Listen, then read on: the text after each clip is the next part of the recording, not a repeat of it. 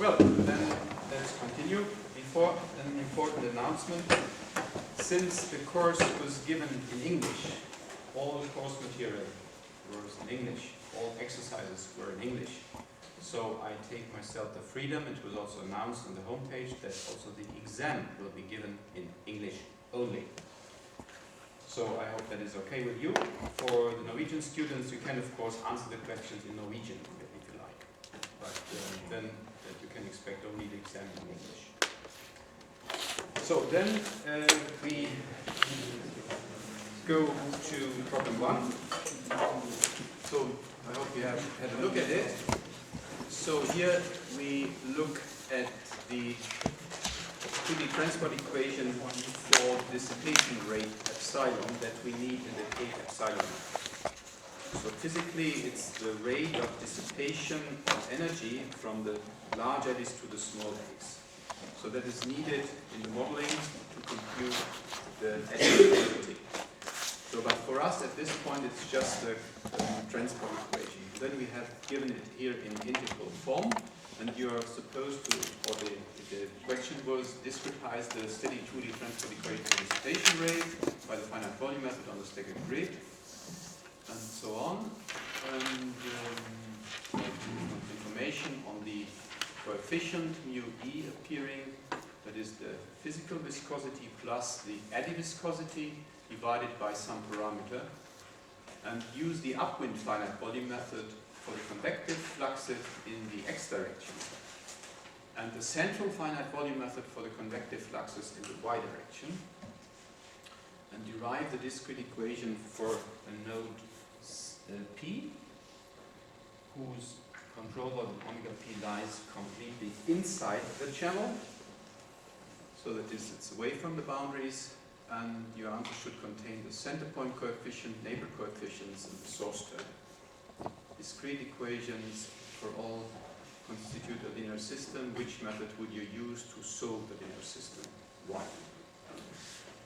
Is there first any question on the formulation of the question? So that is, first you have to understand it, so that will take always some time to read it and to understand it. Yes? I've been looking at the other exams where we had to also discretize an equation, but the equation was not given. Yeah. So are we supposed to know all the equations that we can discretize? Or? Well, I would say the most important ones, yes. The x and y momentum equations, and the energy equation, and the continuity equation.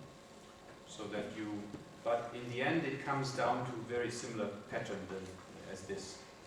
Yes, thank you. Okay, other points?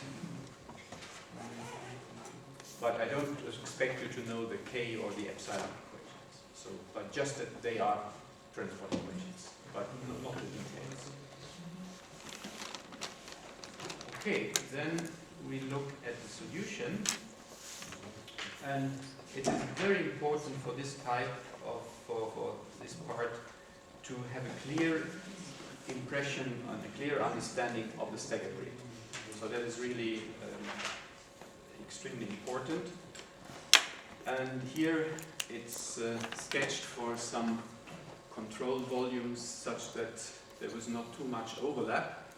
But the center one, that is the one that contains the pressure, temperature, will also contain the epsilon. And the U that will be here.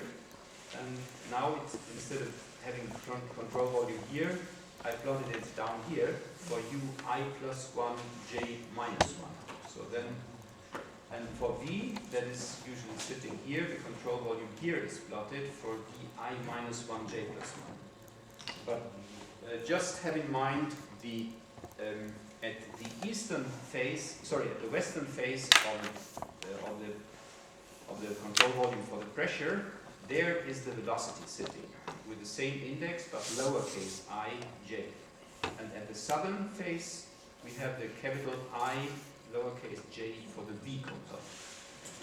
So that you have a clear understanding of where the velocity components are sitting and where the scalars are sitting. Then, in this case, we have then the discretization, and what we have to do first is to determine the convective mass fluxes. So these guys here, the mass flows at the eastern, western, northern, southern faces. And in our case, when we have a staggered grid, I think it was mentioned in the exercise, we assume that these values are given. If we have a staggered grid, then it's wonderful, then we have it. So we have it here, and we have it here, north, we have B, south, we have B. So we can compute these convective mass fluxes directly, because the areas are given, the density is constant, so everything is known. Here the areas are again discussed for east, west, north, south, and then diffusive fluxes. There we have to do the discretization of the derivatives, the epsilon dx at the different phases, and that is the standard. We use then the values of the phase E minus P divided by the distance. For the north, value north minus value P divided by the difference in Y, and so on. So that is quite standard. And then we set everything into the finite volume form of the equation, where we have the convective fluxes on the left hand side, diffusive fluxes, and where we have the source term. And if we have non-constant mu, which is the case here, then we could do some averaging here, but that is not essential. The essential thing is coming now, that is the discretization of the epsilon at the faces. So east, west, there we said we should use upwind method. So that is given here. We have just in the beginning of the lecture before, we had discussed that. And the central method, we take simply an average of the value at epsilon in P and in N. So here the total average taken, but Fn is the same. And then the diffusion conductances are determined, and we include always here the area. I think in the book they don't do it, but here it is included. And then we have the viscosity coefficient for the epsilon equation times the area, here at the eastern face, divided by the difference between the nodes E and P, and so on. For the source term, we do the linear approximation, uniform part plus a part that is dependent on the solution in the node P times the coefficient SP. So that is then the linear approximation of the source term. And then we get this standard form where we have the center coefficient times the unknown epsilon at the center node equal to the sum of the neighboring nodes, the coefficient times the values of the neighboring nodes. Yes? I just wanted to ask something about the source term. Why is it S times delta X times delta Y? Where are you? Equation 18. Because there it was integrated. The source term was integrated. The source term in the original equation is this. So then, if you have if you take the source term, say with the center value, then you multiply that by the volume. And in this case, the volume is delta x times delta y times delta z. Delta z is assumed to be 1. So therefore, it doesn't appear. We have a. So it would also be right if you would only write times the volume b. Yes, yeah, that's correct. Yeah.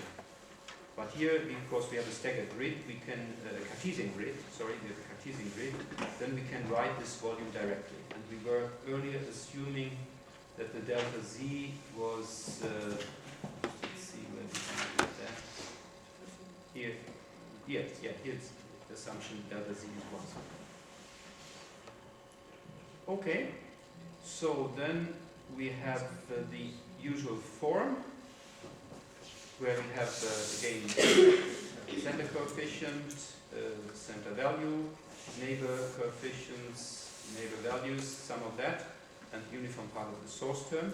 And then we collect all the terms that we get from the discretization. And we plug in here and use the discretization for upwind method in X and centered method in Y.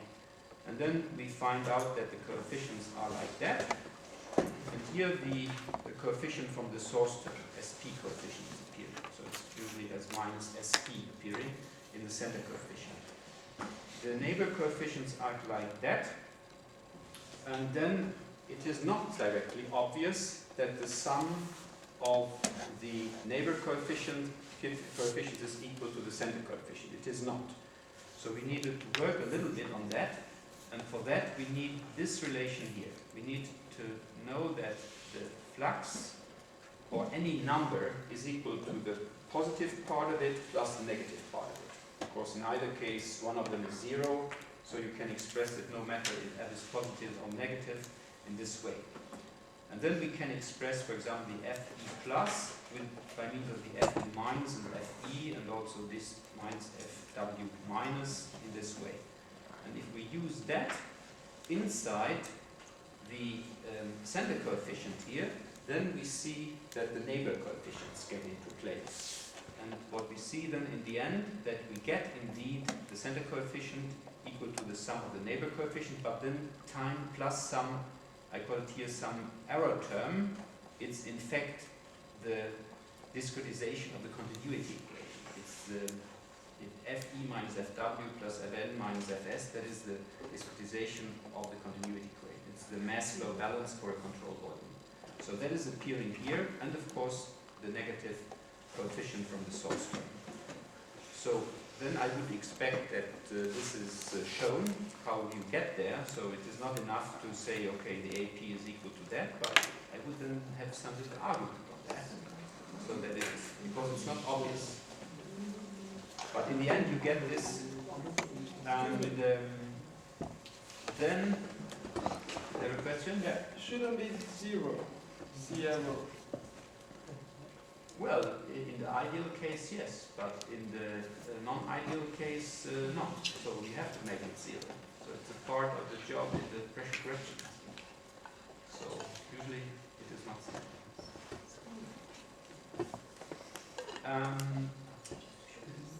So then we want to have the system, want to solve that. Yes? Maybe it's a stupid question, but is it not a 0 for the continuity equation? Yes, of course, but we are solving here a numerical problem. So if you have some initial guess of some velocities, they will not in general fulfill that condition.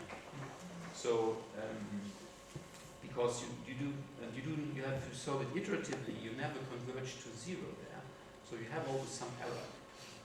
So in the ideal world, yes, but we have here to solve this numerically with unknown solution. So we have to get that there. So that is driven then by the right-hand side of the continuity of the pressure correction equation in the method. So we have to do that iteratively. Not because it's done iteratively. Yes, yes, Okay. yes. Because when we have done the diffusion equation and the convective diffusion equation, we use that for the continuity, the fluxes. Yeah, yes. Because So it was our direct method. when we would have solved this problem such that the continuity equation is fulfilled for the velocity field, yes, then we would have, that term would be 0. But in real computations, it is usually not 0, because we always have some error there, and because we do not iterate to 0. So then we get a system, and then we have to decide on the condition how to solve, or we have to decide how to solve the system. And then it is dependent on whether the system is diagonally dominant or not. If it is diagonally dominant, then we can use one of our favorite methods that we looked at, say the Gauss-Seidel, that was our favorite method, actually the alternating line Gauss-Seidel method. Then we could use that, or we could use also the point Gauss-Seidel method, or we could use Jacobi method, some point Jacobi or some line Jacobi. But in any case, they would be convergent if the system is diagonally dominant. So that would be an argument to use that. But if the system is not diagonally dominant, then we would have to use a direct method that would use then pivoting, because then we need to pivot. We need to have a row interchange, so it gets more costly. And we have a fill-in if we are in 2D, so that will be more costly. Or we could use an iterative method that is not relying on diagonal functions. For example, if we have a multi-grid method doing the job. But so that would be then an option if the system is not diagonal done. So then the question B, that was then we assume that wall functions are used, which yield boundary conditions not at the channel walls but at one grid spacing away. So that is a little special here for this method and for this particular for the wall functions. So the boundary conditions are then given not at the wall, that would be 0, but delta y. So one grid spacing away. And also at the upper wall, we are in a channel similarly. Describe the numerical treatment of those boundary conditions at the lower and upper boundaries. What will be the center point coefficient, neighbor coefficients, and the source term of the discrete equation for node P in a cell next to the lower boundary for a node P in a cell next to the upper boundary for computing dissipation rate. So that is boundary treatment now. That is another question. And the answer is then here. First we consider the node P in maybe I give you first a visual impression of this. So we have our channel.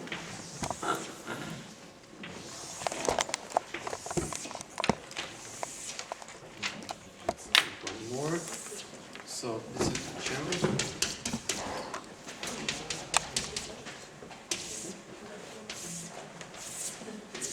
And so on. And we have now our boundary conditions sitting here. So that here we have the boundary conditions. So that is now the special thing here. So that we are then considering this here. So here we have the boundary sitting and also here. And what is now asked for is for a control volume, for example here, where we have the P here, the east, the west, the north. So how do we treat this southern boundary? So that is then basically and similar for the boundary. So the southern boundary is then discussed first. So FE and ES are known. So that is the first thing. We have a boundary condition here. So we know what is here for the epsilon, and we know also the convective mass flux here, the FS. Let's see. So that means we can compute the Fs epsilon s, that is the convective mass flux over the southern face, by means of the given value for the convective mass flux and the given boundary condition. The diffusion conductance, then we have to do the usual thing that we do then take the derivative by taking the p and the boundary. So we get here a delta y half.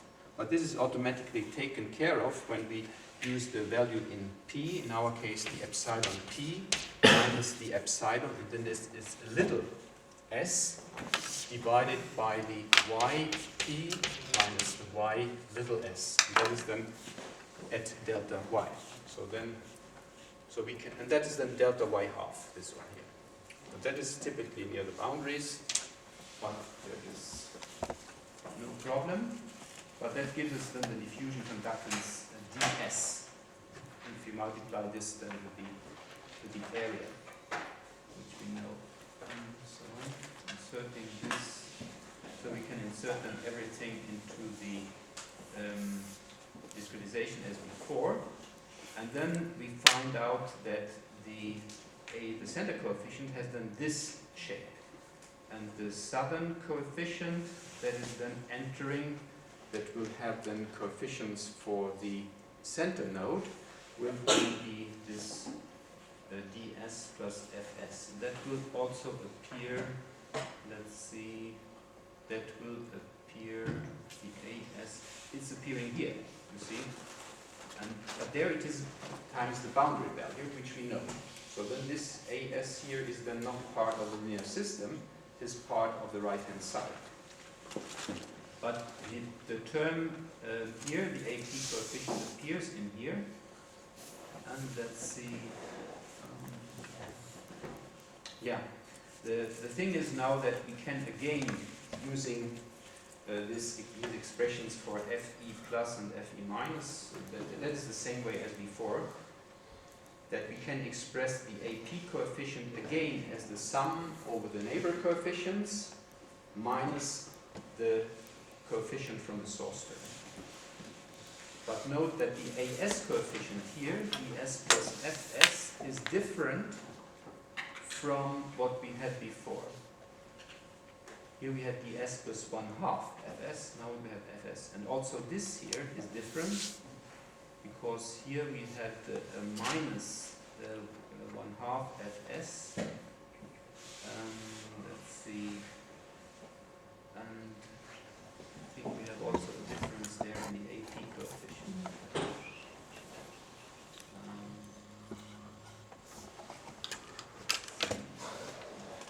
Yeah. Let's see. There is, why is there no?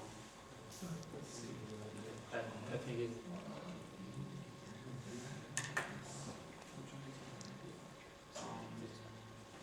Right, it is on the right hand side. Yes. Yeah. But the D is there. The D is there, but not the F. But nevertheless, we can show that AP is the sum of the neighbor coefficients with this new neighbor, AS. The others are unchanged and minus SP. So that is the same treatment then at the upper surface. That is just analogous, but it is, one has to show it. So then we have the treatment at the upper, near the upper and lower boundaries. I think that was what was asked for. Yes, it was that, yeah. So that is essentially typical treatment for directly boundary conditions, this one. And let's see, next, suppose now that the source term is 0, and the finite volume of this is exact. Now we have this assumption here. Derive conditions for the finite volume method in A, that is for in the interior of the domain, with a boundary treatment in B, okay, so that we can use to yield a diagonally dominant linear system. So let's see that. So then this error term that we discussed earlier, that is then 0, this guy here, and the source term is 0, thus the SP is 0. So we get this connection of the center coefficient is the sum of the neighbor coefficients, because before we had also this continuity error, as I denoted here, and the minus SP, they don't appear yet. So we have this simple relation for the center coefficient. And if all neighboring coefficients are non-negative, that is, if they are larger equal than 0, then we can get this relation here. Because then we can, everything is positive, so we can take away the absolute values. And then we get that the sum of the neighboring coefficients in absolute value is equal to the center coefficient. And for diagonal dominance, that has to be true for, we have to have a smaller equal here, but equal is okay. But we need that at least one point we have a smaller value. So that we have to, it's in 34. So the center coefficient has to be at least for one point larger than the sum of the moduli of the neighbor coefficients. And that is then given to us when we consider the Dirichlet boundary conditions that we discussed earlier at near the lower wall, and also near the upper wall. Because there, as we said, the AS will be contributing to the center coefficient, but not to the system, not to the neighboring coefficients, because it is a part of the right-hand side. So therefore, we have the AS in the center coefficient, but not in the matrix that we consider. Let's see. Yeah, now we tried to get the arguments that the coefficients have to be always positive. Only then we can take this argument. That was used by getting that. And that is now discussed. But before that, let me just make sure that we have this point. So what we have done here is now that we have said that the AP coefficient, that is when we consider this guy here, that is then the sum of the neighboring coefficients. And since they are all positive, then we can write it in this form. So that is NB, NB, NB. And again, since they are all positive, we can write it in this form. So that is clear. But for this particular one that we are now discussing, then we have, so this is true for everything, but when we are discussing, when we are at this point here, then we have, let's see, we have in our case, we have, let's see, we have this, and that is still true, but in our case this is larger than the coefficients. In our case we have the A west plus the A north, or take the south first, doesn't matter, plus the A north, because the here the A south is included, but here not. And because the neighbor, the A, so this here is the sum over all, and G is then element of west, east, north, and south. But the south is not, sorry, here I have, let's see, sorry, here I did something wrong, because it is the north, it is the east, sorry, here this is the east. Sorry, this is the east. The south is missing. Why is it missing? Because it is a part of the right-hand side. Do you get my point? We have the system here. We have the AP coefficient and the AS that might be on this side. We don't have that because that is then not on the part of the system, but is a part of the right-hand side. But the AS will be a part of the AP coefficient. So that is the point here. So, and since if AS is larger than 0, then we have here something that we don't have here. Then this is justified. So that is always the argument where we get the diagonal dominance from. We get it from the Dirichlet boundary conditions. But what we need, the argument that we needed here, that was that the neighboring coefficients are all positive, or at least larger than equal than 0. And that argument is then followed up here to make sure that AN and AS are positive. So then the coefficients that we had derived, they were like that. They have to be smaller equal than 0. And then we set in the coefficients, what we had for the diffusion conductance, we had that earlier, and for the convective mass flux. And then we get relations of this kind. So this is here the Fn half, must be smaller equal than the Dn, which is this. And this here is the minus Fs half, must be smaller equal than the Ds. And if we then look for this ratio as the Peckley number. So Peckley number, we find out that the one should be smaller equal than 1, and the other one should be larger equal to so smaller equal to, and larger equal to minus. And in the end, we can summarize that to this condition that the absolute value of the cell-Peckley number has to be smaller equal than 2. So that is the condition. Then the corresponding coefficients, AS and A north for the upper boundary are positive, and then we can use this argument. And that gives then the condition, a restriction on the type, on the grid spacing delta y. So we cannot choose the delta y arbitrarily in that case. Any questions on that? Yeah,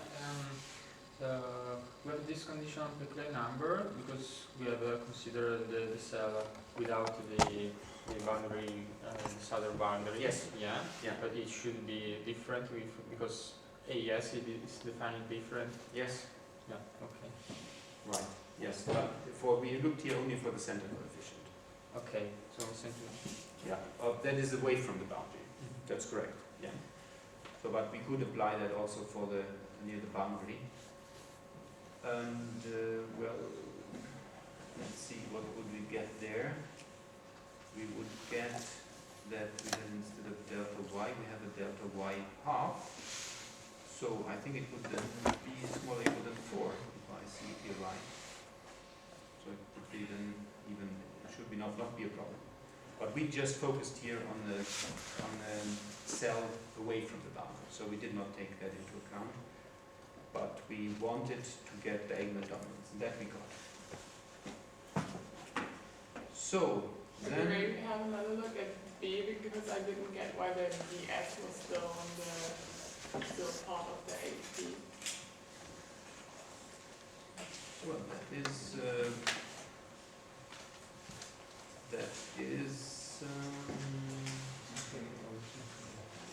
if you do the discretization, then the diffusion coefficient is still entering, because it is entering because you have in the discretization for the basic method, you have let's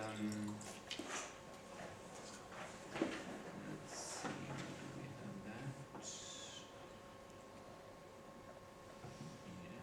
Here you have the ds is you get a contribution from this convective part. So there we have epsilon s is involved and epsilon p, and this is a coefficient that is contributing. And we'll have also a contribution from this, and by the discretization that we use, then also here you see we have the epsilon p is entering. So you get a contribution from there for the center coefficient p, and you get also contribution for the boundary, but for the boundary we have the boundary condition. So that is no problem, but we get a contribution from that part. So that you can see from this. Okay, so then, yeah, other questions? So then we look for D.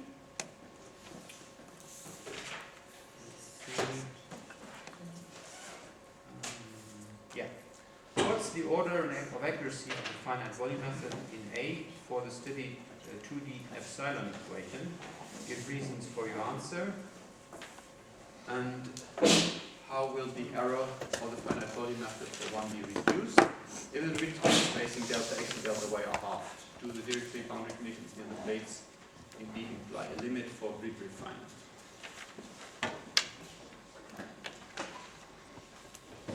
So then we have this. So there you should know that the central finite volume method is second order accurate, and the upwind method is first order accurate. And we use the upwind method in X, so we will get the error of the solution then will be proportional to delta X, but that is delta x to the power 1 first order, and in y we have second order delta y squared. So that is the consequence of these different discretizations. And if we then do halve the grid spacings in x and y, then these coefficients will remain. They will depend on derivatives at the point that we consider, and we will get higher order terms, but we take them and they are constant for the leading coefficients, but then we get delta x half here, and here we get delta y half. But in the one case they are just delta x half, so that means that we get 1/2 of the error contribution that we had for the coarse grid, but for delta y, we get delta y squared to the power divided by 4. So we get 1/4 of the error that we had for the coarse grid. So this is the error that we had for the coarse grid. So that means that the error in x direction is halved, and the error in the y direction is 1/4 of the error that we had before. So the higher the order, the more we get reduction of the error that you can see in this example. But in the end, it will be this first order that will prevail. So you can then reduce the error in y very quickly, but you will still have a first order error in x. So, well, that is the answer to that question. And then it was regarding the Dirichlet conditions, that they impose a limit on delta y. Yes, they do, because we are using wall functions, and they assume the validity of the log law.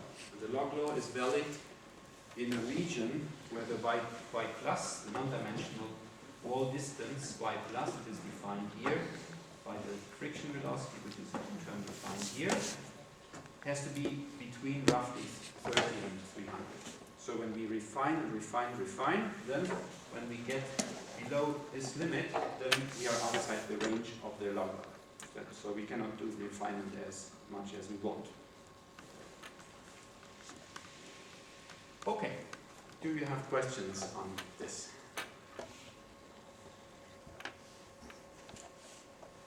So that is a basic requirement for the log law, that for the wall function, that you must be in the log law region, because that is assumed that you bridge the gap.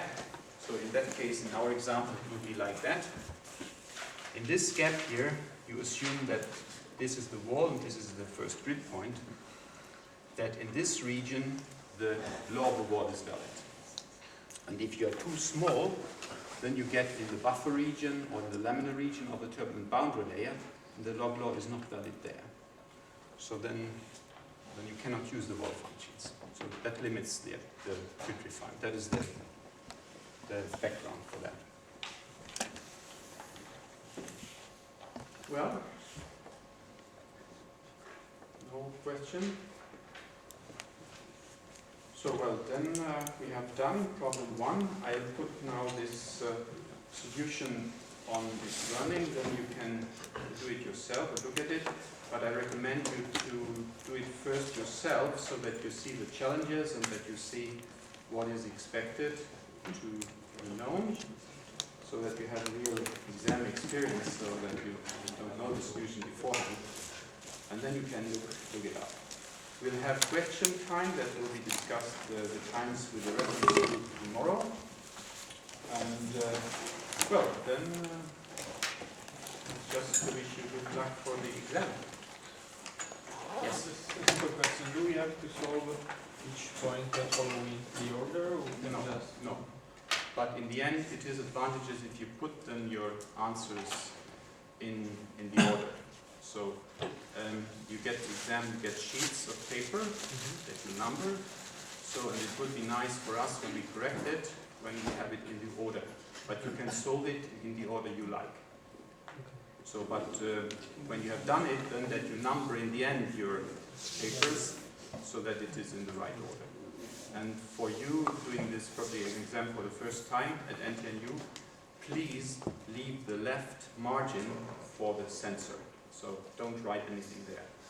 So there you have space enough, so you get the paper, so where you have to write your name and so on, the page number, something, and then you have a margin here. There's this don't write there. So this is don't write there, so write only here. That is good for us then, because we usually make some remarks for our internal check, and then it's good that it's free. Anything else on the exam?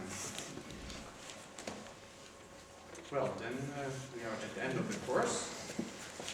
So, what we have learned in the course, I hope that you have learned, is that we have to check our numerical results carefully. So we have a couple of errors. And what we have done checking these errors is called verification. We know the solution for special model problems, and then we have checked the different errors. And that makes sure that we solve the equations correctly. We know also the influence of the grid. That is also important to check always. And then when we know that we have solved the equations correctly for test problems, then we can apply them to new problems where we don't know the solution. And then we have to do something that is called validation. We have to compare the numerical results with the experiment. Because then we can make sure that we solve the right model. When we have solved the equations right, we are always using some model, for example, the runs model or whatever for turbulence modeling. And then we check whether that is in agreement with the experiment or not. And then we can judge our results. So that is important for you to be able to do. So then that means be critical, and then you get not colored fluid dynamics, you get computational fluid dynamics that has a really significance and impact. And for that, I wish you good luck.